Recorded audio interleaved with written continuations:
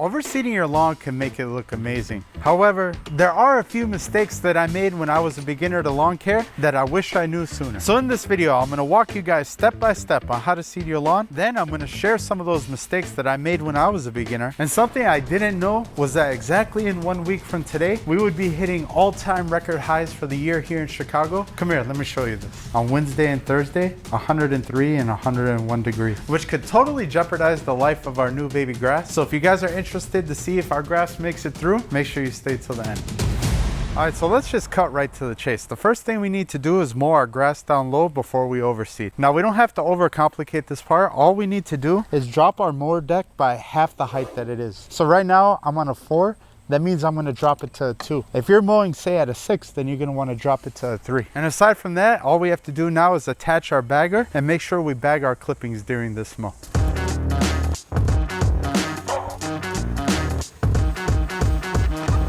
So the first mistake that we see people doing is not dethatching or aerating before they overseed their lawn. So in today's case, we're gonna be using a Sun-Joe dethatcher, and it's gonna help us rough up the ground before we lay down our seeds. So let's go ahead and grab that real quick.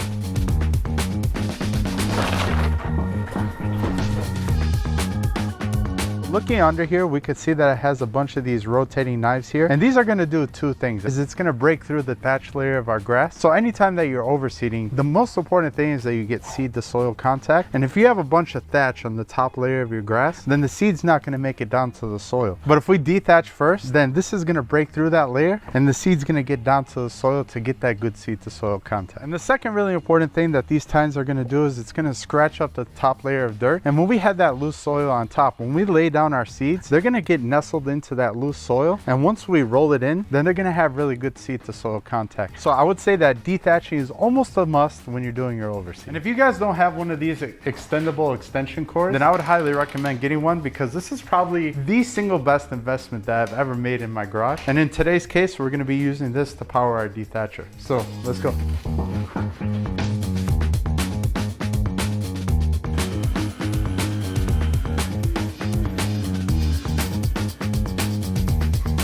So now that we're done dethatching, what we're gonna do is we're gonna grab a rake and we're gonna clean up all that dead material that we just pulled up. And not only did mom come out to join in on the fun, but my daughter Sophia came to help out as well. And I gotta say, she's turning into quite the little lawn nut. Who knows, maybe one day she'll start her own YouTube channel. She'll be the real Princess Cut.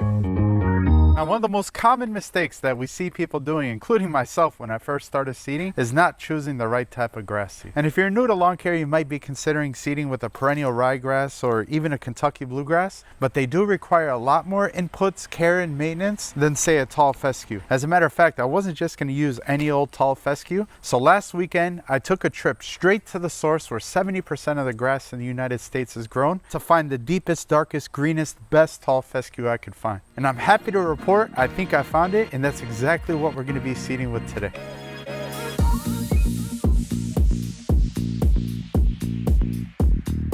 And another important thing to keep in mind is whenever you're seeding grass, you want to apply the exact amount on the label that's recommended to seed per 1,000 square feet. You don't want to over apply any grass seed, because if you do, that can cause overcrowding and they can compete with each other. And in this case, since we're using tall fescue, in general, the recommended seeding rate for tall fescue is 8 to 10 pounds per 1,000 square feet.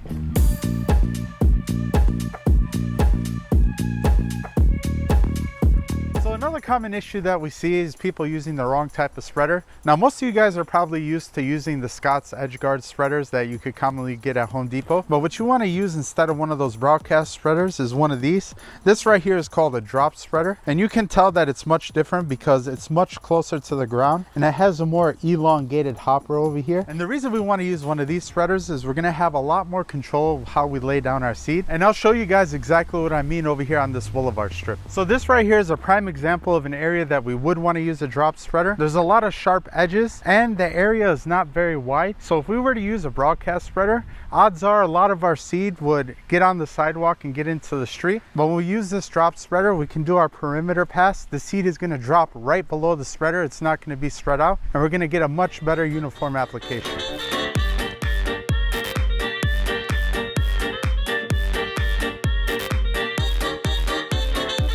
So now that we're done spreading our seed, what we want to do is lightly rake it in. Now, you don't want to aggressively rake it. The goal here is to just lightly agitate that top layer of soil so that the seed incorporates into it.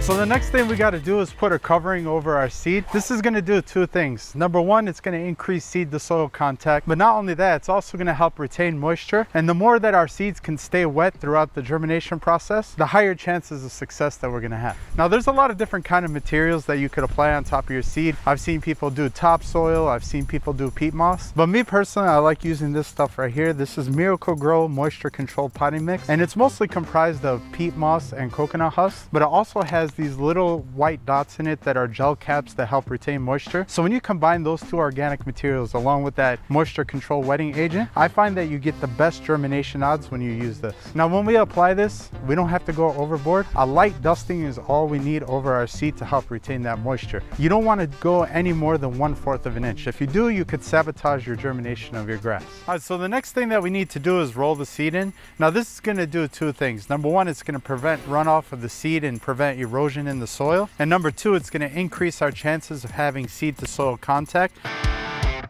So next thing we need to do is apply some starter fertilizer and some weed preventer. Now, the good news is we're going to be applying both of these at the same time. Now, when it comes to fertilizing new grass, it's important that we use something called a starter fertilizer, which is a special type of fertilizer that's optimized to help establish new grass. Now, before we make all these applications, we need to have a sprayer. If you're a beginner to lawn care and don't have a sprayer yet, just head on over to Home Depot, get this one. It's about 11 or 12 bucks and it'll definitely get the job done. But if you guys do feel like splurging a little bit, down below I'll leave a few links to some of my favorite sprayers. So today we're going to use this starter fertilizer called Green Pop. What's nice about this fertilizer is that it's in liquid form, so we can add in our herbicide to the same tank and apply both at the same time. And if we take a look at the macros here on this fertilizer, we can see that it has a boosted amount of phosphorus, which is great because this is the nutrient that's going to help with root growth and help us establish our new grass. Now, aside from the fertilizer, we're also going to add in some RGS, which contains both humic acid and sea kelp, and it's additionally going to help us establish stronger and deeper roots. And while we're here, I also want to thank Green County Fertilizer for sponsoring this segment of the video. It's much appreciated, guys. And the best part about using liquid fertilizer is that we're going to be able to mix up our herbicide in the same tank. And some of you guys might be thinking about skipping the weed control, but I would highly advise against doing that because now that we're going to be watering this lawn 3 times a day,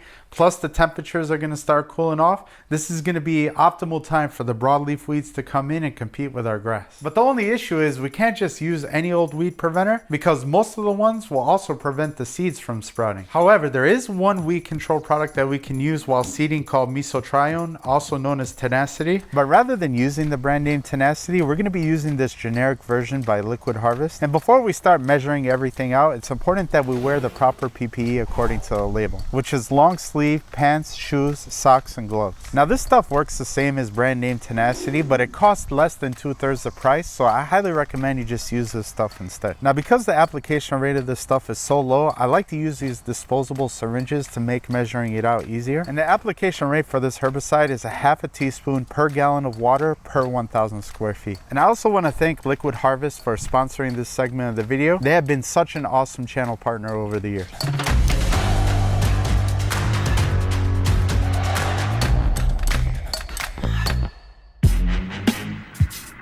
Now, the most important part of seeding is making sure that we water it consistently. And the goal here is simple. All we have to do is make sure that we keep our seed moist at all times, but not so wet that we end up washing it away. All right, guys, I'm going to make this watering schedule as easy as possible for you guys. You guys want to water 3 times a day for 5 to 10 minutes each time, once at 10 a.m., once at 2 p.m., and once at 6 p.m. And you're going to want to do that until all your grass seed germinates, not just when it starts germinating. You want to make sure you want to keep watering on that same schedule until all the grass is filled out and you don't have any more patchy spots. After that, you could back off on the watering to once per day for like the next week or 2. And then after that, you could resume your regular 1 inch per week watering schedule. Now, when it comes to watering your grass seed, there's certain sprinklers that you do want to use and you don't want to use. And right now, I'm going to show you some that you definitely do not want to use.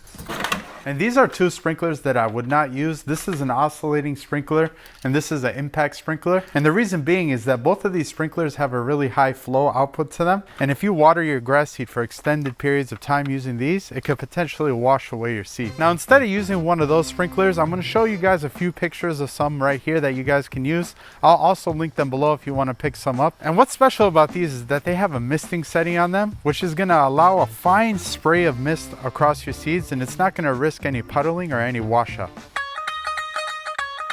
So quick update, today is August 24, 2023. We are currently in the hottest heat wave of the year here in Chicago. It's currently 100 degrees and the humidity is at like 80%. And of course, knowing my luck, this grass literally germinated the night before the heat wave. So we got all this baby grass that had to make it through these horrible temperatures. But the good thing is, if we take a look at it, the grass is looking healthy. But this is no coincidence. It's looking good because we've been out here watering it every single hour during the hottest parts of the day. But the good news is, all we got to do is get through the rest of today and the heat wave ends tonight. And if you guys are still on the fence about overseeding your lawn, then make sure you guys check out this video right here. In this video, I cover 7 common mistakes that most beginners make when overseeding their lawn and what you could do to avoid them. And with that, this is George from Princess Cut. Peace.